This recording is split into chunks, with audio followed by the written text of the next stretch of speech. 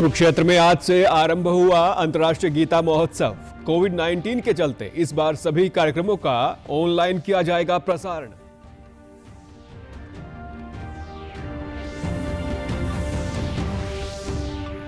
जल जीवन मिशन के तहत प्रदेश के पंचकुला और अंबाला ने हर घर नल से जल जिले का खिताब किया हासिल।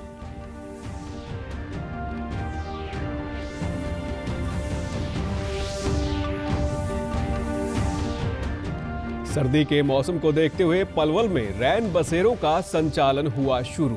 जरूरतमंदों को मिलेगी राहत।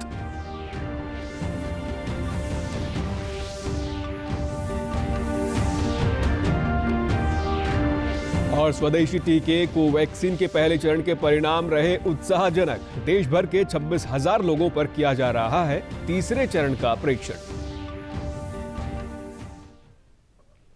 नमस्कार, मैं सुरेंद्र कुमार। अब समाचार विस्तार से।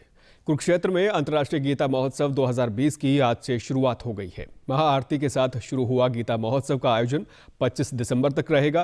कुरुक्षेत्र विकास बोर्ड के सचिव मदन मोहन छाबड़ा ने बताया कि ब्रह्म सरोवर पुरुषोत्तमपुरा बाग से प्रतिदिन महाआरती का आयोजन किया जाएगा। महोत्सव में गीता यज्ञ, गीता पाठ, अंतर्राष्ट्रीय गीता वेबिनार, संत सम्मेलन और दीपदान मुख्य आकर्षण का केंद्र रहेंगे। उन्होंने बताया कि कोविड-19 के चलते इस बार गीता महोत्सव मेले का आयोजन नहीं किया गया है और कार्यक्रमों को लोग ऑनलाइन माध्यम से ही देख पाएंगे। उससे पहले गीता यज्ञ में पूर्णाहुति कर इस आयोजन का शुभारंभ होगा। 24 तारीख को संत सम्मेलन होगा और 25 दिसंबर को जो है महाआरती के साथ, जिसके अंदर हमारे मुख्यमंत्री श्री मनोहर लाल जी आएंगे और इसका जो है समापन होगा। इसकी तैयारियां हर तरीके से पूरी कर ली गई हैं, लेकिन पिछले वर्षों की भांति कोविड के कारण से, कोविड के नियमों को देखते हुए उसके अनुसार ही सभी तैयारियां होंगी। आज से महाआरती प्रारंभ हो रही है गीता जयंती के उपलक्ष्य में, जो कि 25 दिसंबर तक चलेगी। हर वर्ष तो लाखों लोग आरती का, गीता जयंती महोत्सव का, मेले का लुत्फ उठाते हैं, लेकिन इस बार कोविड-19 की वजह से, कोरोना वायरस की वजह से कोई भी प्रोग्राम शायद नहीं कर रहे हैं और ऑनलाइन ही सब इसका आनंद ले सकते हैं। प्रदेश के पंचकुला और अंबाला जिले ने जल जीवन मिशन के तहत ग्रामीण घरों में 100% नल कनेक्शन के साथ हर घर नल से जल जिले का खिताब हासिल कर एक महत्वपूर्ण उपलब्धि हासिल की है। इस मिशन का लक्ष्य वर्ष 2024 तक हर ग्रामीण घर तक सतत पेयजल की पहुंच सुनिश्चित करना है।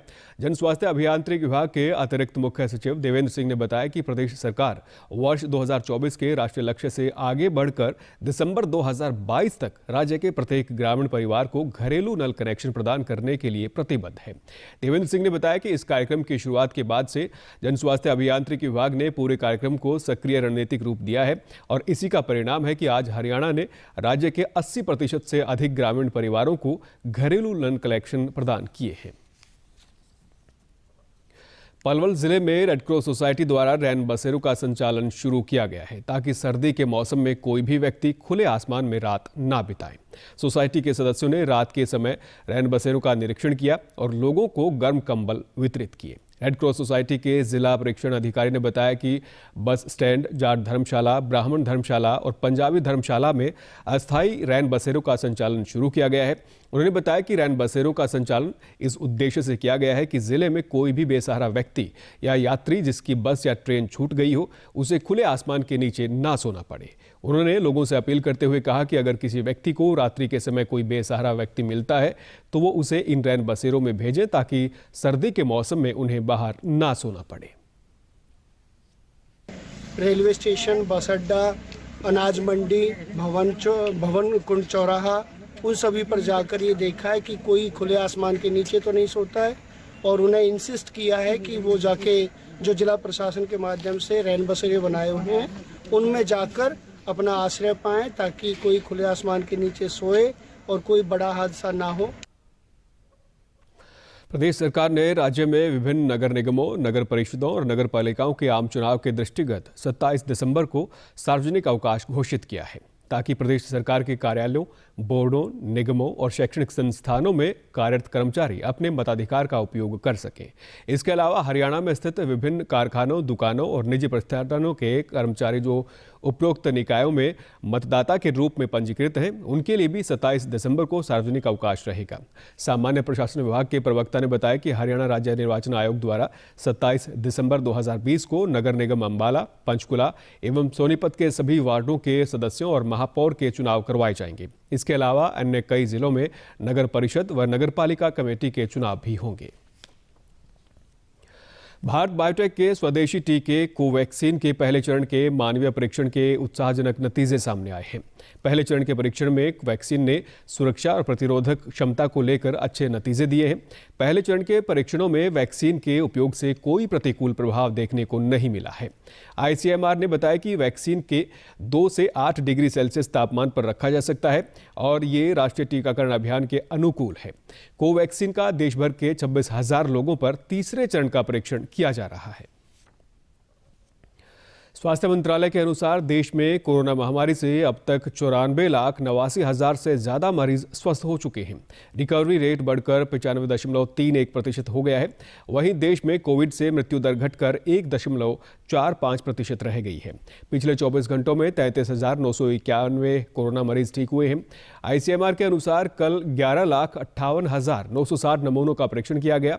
देश में अब तक कोविड-19 के कुल 15,78,05,240 नमूनों का परीक्षण किया जा चुका है। वहीं प्रदेश में कोरोना से स्वस्थ होने वाले मरीजों की संख्या बढ़कर 2,44,500 से अधिक हो गई है।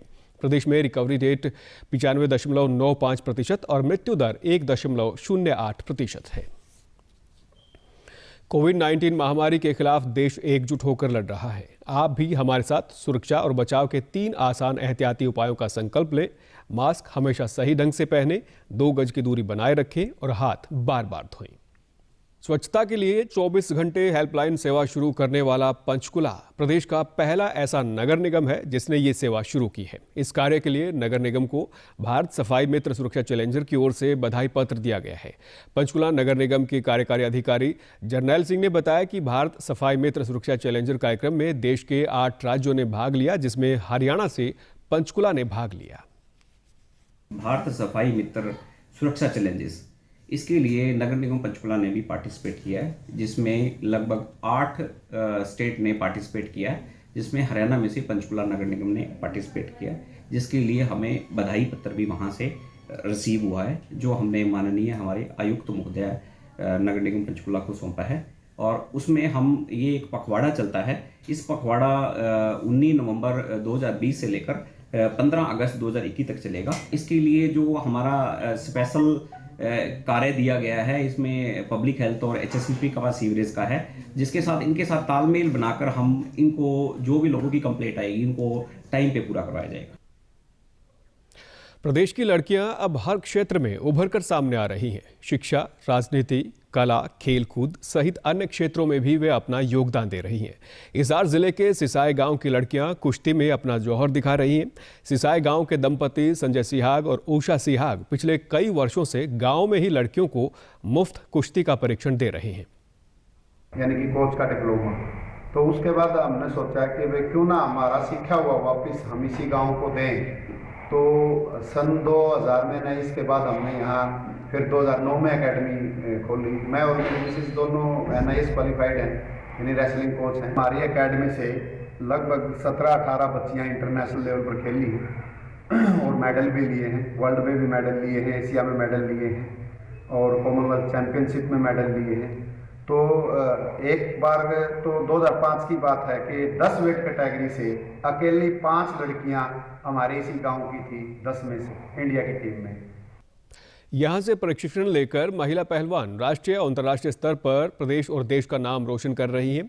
प्रशिक्षण ले रही खिलाड़ियों ने बताया कि उनका लक्ष्य भविष्य में अंतर्राष्ट्रीय स्तर पर देश के लिए मेडल जीतना है। अच्छा कोशिश कर रहे हैं, जो मैंने सीखा मैं उनको भी सिखा रही हूँ। अभी जैसे मैंने नहीं किया, मैं चाह रही हूँ वो करें, छोटे बच्चे जैसे मेरी टीम है। इंडिया को 17 बार रिप्रेजेंट किया है। सीनियर कॉमनवेल्थ चैंपियनशिप में सिल्वर मेडल और जूनियर में कंटिन्यू 4 बार एशिया में मेडल है, 1 बार सिल्वर और 3 बार ब्रॉन्ज। हर एक प्लेयर सपना लेके चलता है कि ओलंपिक में देश के लिए मेडल जीते, तो मैं भी उसी के लिए आगे तैयारी कर रही हूँ। मैं 2018 से रेसलिंग कर रही हूँ। मेरे दादा कोच रहे हैं रेसलिंग के, चाचा भी कोच है, इसलिए फिर मैं भी रेसलिंग में आ गई। मनरेगा योजना के तहत काम मिलने से फतेहाबाद के कामगार काफ़ी खुश दिखाई दिए। योजना के तहत उन्हें गांव में ही व्यायामशाला और खेल स्टेडियम की सफाई का काम दिया गया है। कामगारों ने कहा कि काम ढूंढने के लिए उन्हें बाहर जाने की ज़रूरत नहीं पड़ी। योजना के तहत उन्हें गांव में ही काम मिलने से खुशी है। उन्होंने बताया कि उन्हें रोज़ाना 309 रुपये दिहाड़ी मिल रही है। उनकी दिहाड़ी सीधा उनके खाते में आती है। उन्होंने कहा कि इस लाभकारी योजना के लिए वे केंद्र सरकार का आभार व्यक्त करते हैं।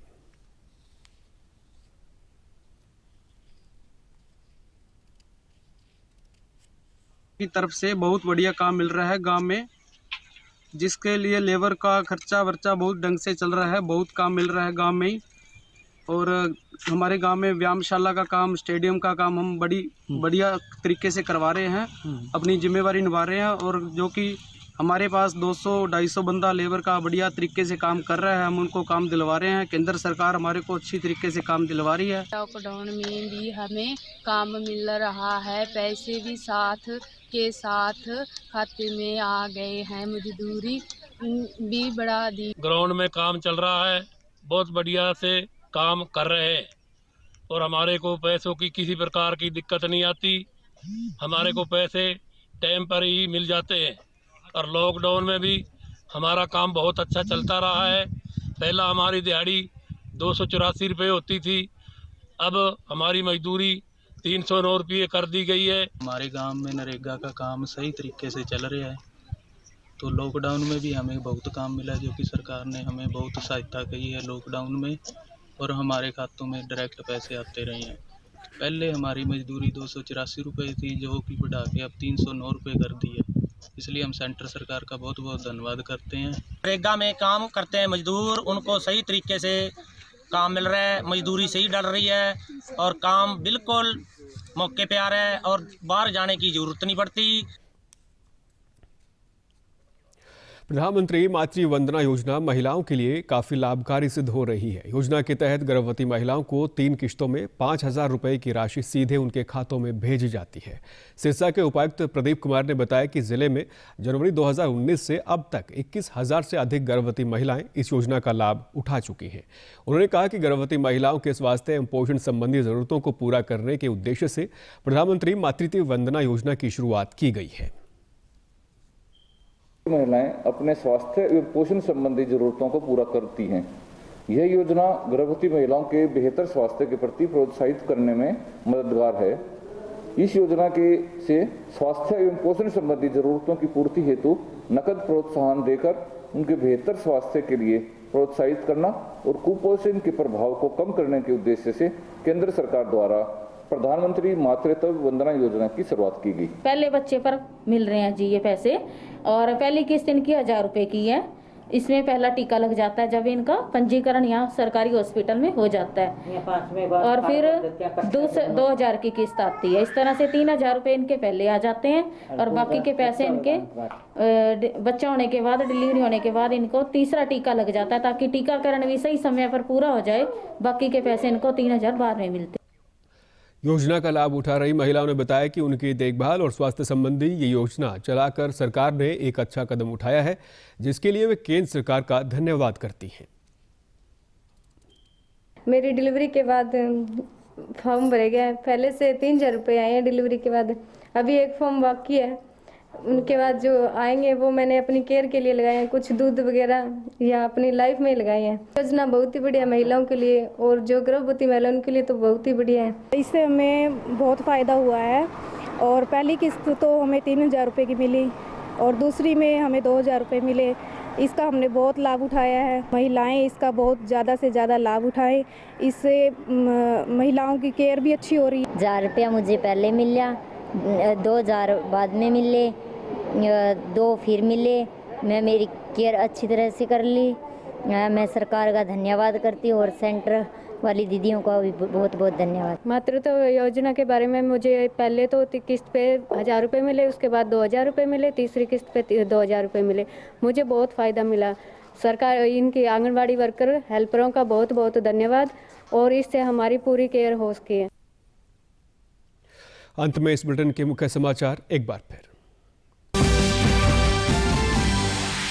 कुरुक्षेत्र में आज से आरंभ हुआ अंतर्राष्ट्रीय गीता महोत्सव। कोविड-19 के चलते इस बार सभी कार्यक्रमों का ऑनलाइन किया जाएगा प्रसारण।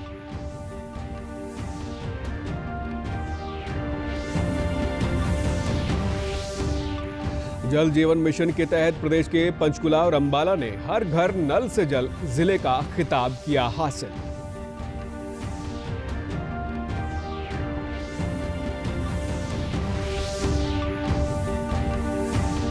सर्दी के मौसम को देखते हुए पलवल में रैन बसेरों का संचालन हुआ शुरू। जरूरतमंदों को मिलेगी राहत।